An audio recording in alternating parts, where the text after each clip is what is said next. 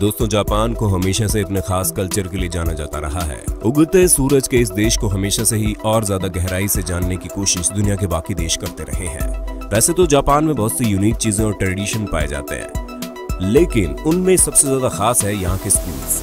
आज हम आपको जापान के स्कूलों के बारे में कुछ ऐसी नई बातें बताने जा रहे हैं जिन्हें देखकर सुनकर आप हैरान हो जाएंगे।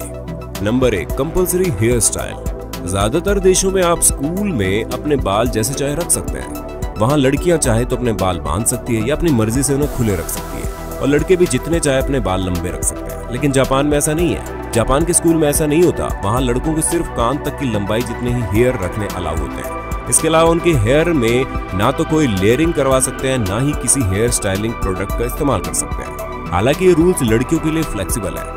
वे जैसे चाहे बाल रख सकती हैं, लेकिन उन्हें अपने पैरों के हेयर शेव करना अलाउड नहीं है, और वे स्कूल में ना ही मेकअप कर सकती है, ना नेल पेंट लगा सकती है। ऐसे स्कूल बनाने के पीछे का मकसद यही है कि स्टूडेंट सिर्फ अपनी पढ़ाई पर फोकस करें, ना कि खुद की अपीयरेंस पर। Number 2, romantic relationships. जापान के स्कूलों की ये अजीब बात सुनकर आपको हैरानी जरूर होगी। ज्यादातर लोगों को अपना पहला प्यार स्कूल में मिलता है, लेकिन अगर आप जापान के स्कूल में पढ़ने जाते हैं तो आप किसी भी तरह के लव रिलेशनशिप में नहीं आ सकते। जापान में पूरी तरह से बैन है, क्योंकि इसे स्टूडेंट की पढ़ाई के बीच में एक डिस्ट्रैक्शन माना जाता है। School lunch. ज्यादातर स्कूल में लंच के लिए आपको कई सारे ऑप्शन दिए जाते हैं, या फिर उन्हें अपने घर से भी लंच लाने की परमिशन दी जाती है। और कई स्कूलों में तो स्टूडेंट्स स्कूल से बाहर जाकर किसी लोकल रेस्टोरेंट में जाकर भी लंच कर सकते हैं। लेकिन जापान के स्कूलों में आपको इनमें से कोई भी ऑप्शन नहीं दिया जाता। वहाँ स्कूल के सभी स्टूडेंट एक साथ एक ही खाना खाते हैं, और इसके लिए वो कैफेटेरिया में नहीं, अपनी क्लास डेस्क पर बैठकर ही खाते हैं। उनके खाने में ज्यादातर चावल, मछली या सूप होता है, और इसे पूरा ना खाने पर आपको पनिशमेंट भी मिलता है। जेनिटोरियल ड्यूटीज।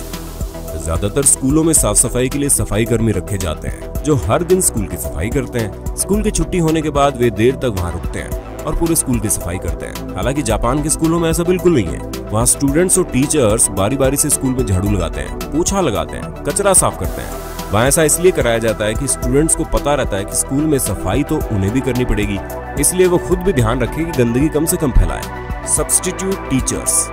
दुनिया के ज्यादातर स्कूलों में जब कोई टीचर बीमार या एब्सेंट हो जाता है तो उसकी जगह पर किसी दूसरे सब्स्टिट्यूट टीचर को क्लास में पढ़ाने के लिए भेजा जाता है। लेकिन जापान में ऐसी क्लास में किसी भी सब्स्टिट्यूट टीचर को नहीं भेजा जाता, बल्कि क्लास में बिना किसी टीचर भी स्टूडेंट को शांति से खुद ही अपने डेस्क पर बैठे हुए पढ़ना होता है। जबकि किसी दूसरे देश के स्कूल में ऐसा होने की जरा भी संभावना नहीं रहती, क्योंकि अगर स्टूडेंट्स को खुद से पढ़ने के लिए छोड़ दिया जाए तो वहाँ कोई दुर्घटना घट सकती है। Self defence.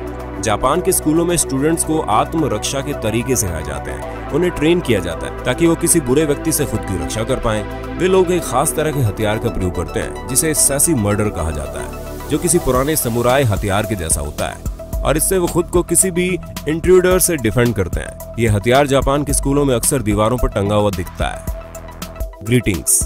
ग्रीटिंग्स जापान के सबसे पुराने कल्चर का अहम पार्ट है। ग्रीटिंग्स यानी खुद को थोड़ा सा झुकाकर सामने वाले व्यक्ति को सम्मान देना। ये ग्रीटिंग्स जापान के स्कूलों का बहुत जरूरी पार्ट है। दिन की शुरुआत में स्कूल शुरू होने पर और स्कूल की ड्यूटी के वक्त स्टूडेंट्स को अपने प्लेस पर खड़े होकर ही टीचर के सामने झुकना यानी ग्रीट करना होता है। किसी किसी जापानी स्कूल में उनके दिन की शुरुआत मेडिटेशन के साथ भी करवाई जाती है। एब्सेंटीज्म एंड पंक्चुअलिटी।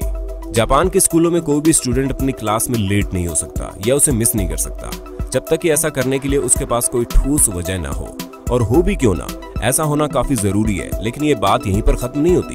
वहाँ पर स्कूलों में आप स्टूडेंट को अपनी घड़ी को घूरते हुए नहीं देख पाएंगे कि कब अपनी क्लास छूटे और कब वे घर जा सके, बल्कि ज्यादातर स्टूडेंट स्कूल के बाद extra class, help, teacher support और एक्स्ट्रा स्कूल वर्कशॉप के लिए स्कूल में रुकते हैं। यूनिफॉर्म्स। जापान के स्कूलों में हर एक स्टूडेंट को स्कूल में यूनिफॉर्म पहननी पड़ती है। जहाँ एक तरफ लड़के ऊंचे कॉलर वाला ब्लैक सूट पहनते हैं, वहीं लड़कियां प्लीटेड स्कर्ट और सेलर ब्लाउज टॉप पहनती हैं। जो भी स्टूडेंट बिना किसी यूनिफॉर्म के स्कूल में क्लास लेने की कोशिश करते हुए पाए जाते हैं, उन्हें वापस घर भेज दिया जाता है, और जब वे वापस स्कूल आते हैं तो उन्हें उसके लिए पनिश भी किया जाता है। इसके साथ ही उनकी यूनिफॉर्म्स हमेशा साफ सुथरी और प्रेस की गई होनी चाहिए। ब्रेक्स। जापान में स्टूडेंट्स को 5 हफ्तों की गर्मी की छुट्टियां मिलती है। यहाँ पर ये समर ब्रेक स्कूल सेशन के एंड पर नहीं, बल्कि पढ़ाई के बीच में दिया जाता है। अपने समर ब्रेक में ये स्टूडेंट किसी भी तरह की फैमिली वेकेशन पर नहीं जाते और ना ही वीडियो गेम्स खेलते हैं। बल्कि अपना ज्यादातर समय ये वर्कशॉप और ऑनलाइन क्लासेस में पढ़ते हुए बिताते हैं। शायद यही वजह है कि जापान को दुनिया के बेस्ट साइंस और मैथ स्टूडेंट के लिए 4th प्लेस मिला हुआ है। दोस्तों, ये थी जापान के स्कूल और वहाँ के स्टडी एनवायरनमेंट से जुड़ी कुछ यूनिक बातें जो आपको दुनिया के किसी और देश में देखने को शायद ही मिलेंगी। कमेंट करके हमें बताइए इनमें से सबसे ज्यादा यूनिक आपको कौन सा पॉइंट लगा और क्यों। वीडियो देखने के लिए धन्यवाद।